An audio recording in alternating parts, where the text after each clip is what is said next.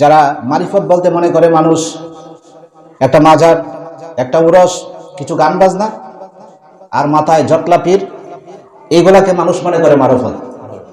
এটার নাম কি মারফত নাকি? এটা হলো ভণ্ডামি। এটা কি ভণ্ডামি? আর যে গোপনে আল্লাহর ইবাদত করে, তাহাজ্জুদ পড়ে, শরীয়ত মানার পাশাপাশি মারেফত, মারেফত মানে গোপনে আল্লাহর ইবাদত। কথাটা বুঝতে পেরেছেন? মারেফত মানে গোপনে আল্লাহর ইবাদত। মারেফত মানে মাজার না, মারেফত মানে গান বাজনা না, মারফত মানে লম্বা চুল লাইকা গাঞ্জা খাওয়া না। এটার নাম মারেফত না, এটা হলো মরার পথ। এটা কিসের পথ? মরার পথ। কি করে সহজে মরা যায়, কি করে সহজে জাহান্নামে যাওয়া যায়, এটার পথ। তাহলে মারেফতের সহজ যদি কোনো উত্তর থাকে, মারেফতের আরো অনেক ব্যাখ্যা আছে, জটিল ব্যাখ্যা আছে কোরআন হাদিসে, তাহলে সেই ব্যাখ্যাগুলি তো আপনারা বুঝবেন না। একবারে সহজ পদ্ধতি হলো মারেফত মানে গোপনে আল্লাহর ইবাদত। যে 5 ওয়াক্ত নামাজ রোজা করার পরেও 5 ওয়াক্ত আমরা মনে করি মারেফত না জানি কি জিনিস। আমরা মনে করি যে মারেফত বলতে যারা গান গায়, যারা গাঞ্জা গায়, যারা মাজারে থাকে, যারা উরস করে, যারা বিশাল বড় লম্বা জট্টা পীর, এইটা মনে হয় মারেফতে আছে।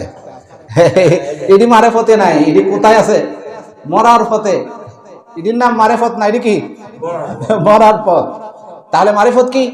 এরা কিন্তু মারেফতের শব্দ বলে যে আমরা মারেফত, মোল্লারা মানে শরীয়ত আর আমরা মানি মারেফত। তো মোল্লারা 5 ওয়াক্ত নামাজ পড়ে, আমরা 50 ওয়াক্ত দিল কাবাতে নামাজ পড়ি। ভণ্ডামি।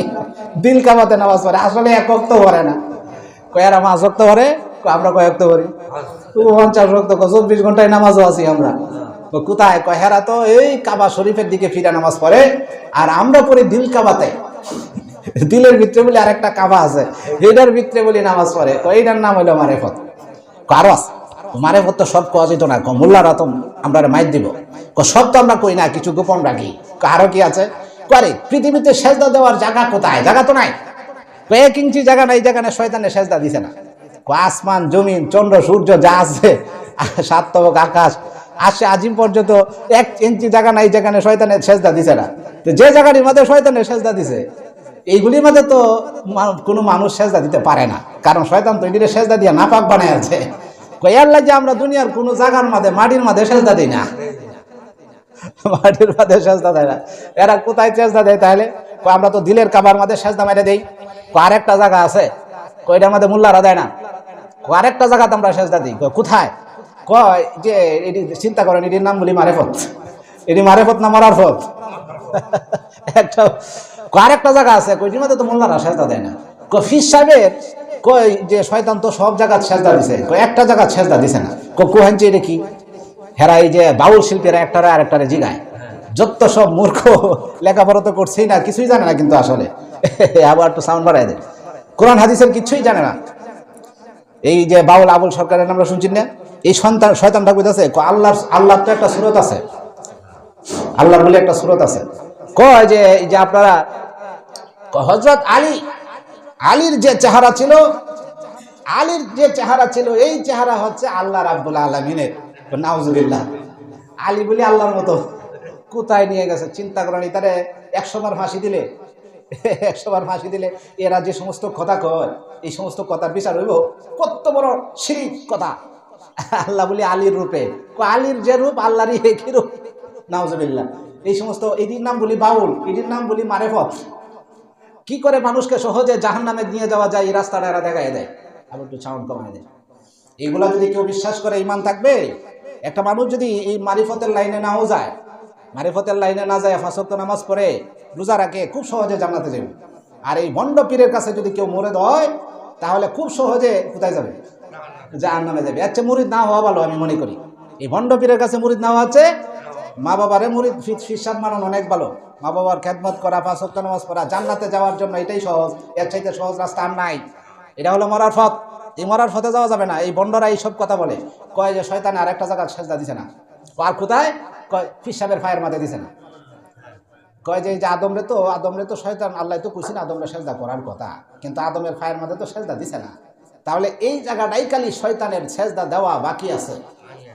আদমের পায়া, যে তুমি যদি সেজদা দিতে চাও, তাহলে কোনো না কোনো আদমের পায়ে সেজদা দাও। আদম মানে এই যে বন্ড ফিট দিতে দেয় দেয়। কয় যে আমরা যে মুরিদ হইছি ফিসাব, এই ফির সাহেবরে যদি একটা সেজদা দিতে পারো খুব সহজে তুমি জান্নাতে চলে যাইবা। তাহলে ওনারে একটা সেজদা দিতে পারলে খুব সহজে জান্নাতে যাইবো না খুব সহজে জাহান্নামের চৌরাস্তায়? কারণ এটা হলো হারাম। যখনই মানুষ হয়ে মানুষকে সেজদা দেবে তখন আর ঈমান নামক সম্পদ থাকবে না, সাথে সাথে সে বেঈমান কাফের হয়ে যাবে। তাহলে এরা কে ইসলামের দাওয়াত দেয় না মানুষকে কাফের বানায়? এই ভণ্ডগুলো মানুষকে কাফের বানায়। তাহলে ওদের খপ্পরে পড়া যাবে না। তাহলে এদের মতোই একজন লেখক ছিলেন আধ্যাত্মিক লাইনে, ওনার সবচেয়ে বড় ইমাম গাজ্জালির কথা বলছিলাম। উনি ছিলেন শরীয়তের একজন অনুসারী এবং মারফতের একজন সাধক, যার শরীয়তের উপরেও আমল ছিল, মারফতের উপরেও। শরীয়ত হচ্ছে মারেফত হচ্ছে শরীয়তের ভিতরে লুকানো। আপনার ঘরের গরু দুধ দেয় না? এই দুধের ভিতরে আর একটা মারেফতি জিনিস আছে। দুধের মধ্যে কি আছে? আরেকটা মারেফত। মারফত মানে গোপনে আল্লাহর ইবাদত, এটা তো বুঝছেন। মারেফত আরেকটা হচ্ছে গোপন মানে যেটা লুকায়িত থাকে, যেটা মানুষে দেখে না। রাত্রে যদি আপনি তাহাজ্জুদ পড়েন, এটা কি আল্লাহ দেখবে? এ মানুষে দেখবে? কে দেখবেন? আল্লাহ। তা যেটা মানুষে দেখে না, এরকম গোপনে আল্লাহর ইবাদত করাটাকে কি বলেন? মারেফত। এরকম গোপনে আল্লাহর ইবাদত করাটাকে কি বলেন? মারেফত। তাহলে মারেফতটা কি প্রকাশ্য থাকে না গোপন থাকে? গোপন থাকে। তাহলে দুধের ভিতরে একটা মারেফত আছে। দুধের ভিতরে কি আছে বলেন তো? দুধের ভিতরে কি আছে জানেন না? মাখন আছে, মাখন মানে যেটাকে আমরা বলি ঘি। দুধের ভিতরে কি আছে? তাহলে যেটা দেখা যায় শরীয়ত, যেটা দুধটা আমরা দেখতে পাই, এটা কি শরীয়ত। এটার ভিতরে আর একটা গোপন জিনিস আছে, এটার নাম কি? মারেফত। এটার ভিতরে ঘি আছে। দুধের ভিতরে কি আছে? ঘি আছে। কিন্তু এই ঘি কি দুধের মধ্যে দেখা যায়? দুধ যদি উল্টাইয়া ফাল্টাইয়া 500 বার ছাঁকনি দিয়ে ছাইকিয়া তন্ন করে কম্পিউটার দিয়ে খুঁজেন, দুধের ভিতরে কি ঘি পাওয়া যাবে? পাওয়া যাবে না। এটা কোথায় আছে? এমন এক জায়গায় লুকায়িত আছে যেটা আল্লাহ সুবহানাহু ওয়া তাআলা তারা কেউ জানে না। বলেন সুবহানাল্লাহ। যখন দুধের উপর মেহনত করা হয়, দুধের ভিতর থেকে কি বের হয়? ঘি বের হয়। দুধের উপরে মেহনত করার আগ পর্যন্ত ঘি বের হবে। দুধকে কি করতে হবে? মেহনত করতে হবে। মেহনত কি? এটা তো আপনারা দেখছেন আগের মাছ আসিরা ফাঁক দিলে বাদে দুধের ভিতর থেকে কি বের হয়? ঘি বের হয়। এটা কি দেখার জিনিস? দেখা যায়। কিন্তু মেহনত করলেই এটার ভিতর থেকে এমন একটা দামি জিনিস বাইর হয়, যে জিনিসটা দুধের চাইতে আরো দাম বেশি। বলেন সুবহানাল্লাহ। দুধের কেজি যদি হয় 100 টাকা, তাহলে 1 কেজি ঘিয়ের দাম কত? 3000 টাকা। তাহলে দুধের দাম বেশি না ঘিয়ের দাম বেশি? এখন যদি আপনি বলেন এত দামি জিনিস আমার কাছে থাকতে দুধের কি দরকার? 1 কেজি দুধ কিনে এই নামের পুষ্কুনি ফালাই দিছুন, আছে শরীয়ত ফালাই দিছুন, মারির মতো সাথে চলে গেছে। তাহলে শরীয়তের ভিতরে মারেফত লুকানো। এই শরীয়তের উপর যদি কেউ আমল করে, 5 ওয়াক্ত নামাজ পড়ে, হজ করে, যাকাত দেয়, তাহলে তার গোপনে যদি তাহাজ্জুদের নামাজ পড়ে, তার শরীয়ত আদায় হলো। আর কি হইল? মারেফত হাসিল হয়ে গেল। তাহলে শরীয়তের ভিতরে কি আছে? মারেফত আছে। কিন্তু মারেফতের ভিতরে কি নাই? শরীয়ত নাই। তাহলে শরীয়ত মানলেই মারেফত হাসিল হয়ে যায়। আমরা মারফত বলতে মনে করি এই গন্ডামি, গাঞ্জা, তারপরে উরস, তারপরে মাজার, তারপরে ভিসাব, এরই মনে মারফত। এটি কি মারফত না মরার ফত? তাহলে এই মরার ফতে যাওয়া যাবে না। থাকতে হবে কোথায়? শরীয়ত। থাকতে হবে কোথায়? শরীয়ত নিয়ে থাকতে হবে। আর এই ভণ্ডদের ডাকে সাড়া দিয়ে ওদের পাল্লায় পা দেওয়া যাবে না। তবে আমরা যেটা বলেছিলাম সেটা হলো যে আমার বিষয়বস্তু হিসেবে আলোচনা করা যাবে না, কারণ বিষয়বস্তু হিসেবে আলোচনা করলে সময় লাগে। যার কারণে আপাতত কিছুদিন বিষয়বস্তু ছাড়াই আলোচনা হবে। তারপর আমি এরপরে বলেছিলাম আর দু একটা কথা বলে ফেলি, যে অহংকার দূর করার ইমাম গাজ্জালির লেখা একটা বইয়ের মধ্যে লিখেছেন তিনি। ইমাম গাজ্জালি বলেছেন যে 5টা জিনিস যদি কেউ মেনে চলে, তাহলে ওই ব্যক্তির দ্বারা অহংকার হবে না। আর যে ব্যক্তি অহংকার করবে সেই ব্যক্তি জান্নাতেও যেতে পারবে না। মানুষের কি আছে বলেন তো? মানুষের অহংকার করার মতো কিছু আছে? আমরা কি দুনিয়াতে যখন এসেছিলাম আমরার ইচ্ছায় এসেছি না আল্লাহর ইচ্ছায় এসেছি? আমরা কি কখনো আল্লাহকে বলছি যে আল্লাহ নলগর আমার একটা পুরুষ বানায় পাঠাই? বলছিলাম কখনো? আমি কি বলছিলাম যে আল্লাহ আপনি আমাকে মুন্সি মৌলানা বানাইলেন, তারপরে নলগড়ার বানাইলেন, মসজিদও যাই ইমামতি করাম? এই কথা কি আল্লাহর কাছে বইলা বাদে আমি আইছি? না আল্লাহ আমারে বানাইছে? আমার অনুমতি ছাড়াই, আমার কোনো রকম ইচ্ছা ছাড়াই আল্লাহ আমাকে পাঠিয়েছেন। আবার যখন হায়াত পুরিয়ে যাবে তখন কি আল্লাহ আমার কাছ থেকে অনুমতি নেবেন যে তোমার এখন যাওয়ার সময় হয়ে গেছে, চলো? তাহলে এসেছি আল্লাহর ইচ্ছায়, চলেও যাব আল্লাহর ইচ্ছায়। মাঝখানে যা পেয়েছি, মা পেয়েছি, বাবা পেয়েছি, সম্পদ পেয়েছি, শিক্ষা পেয়েছি, অন্যান্য মাঝখানে যা কিছু পেলাম, গাড়ি বাড়ি সব কিছু, এগুলো সব কিছু কার দেওয়া?